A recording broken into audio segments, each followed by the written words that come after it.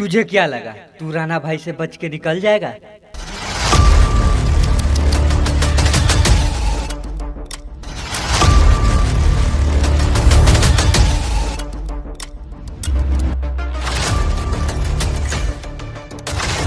अगर एक बार इस राणा की नजर में खटक गया ना तो ये भगवान भी चाहकर तुझे नहीं बचा पाए।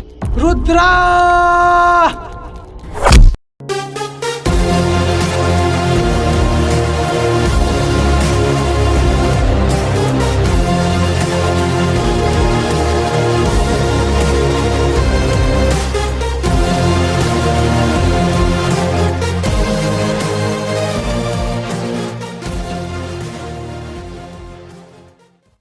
तुम्हें क्या लगता है हमें क्या करना चाहिए?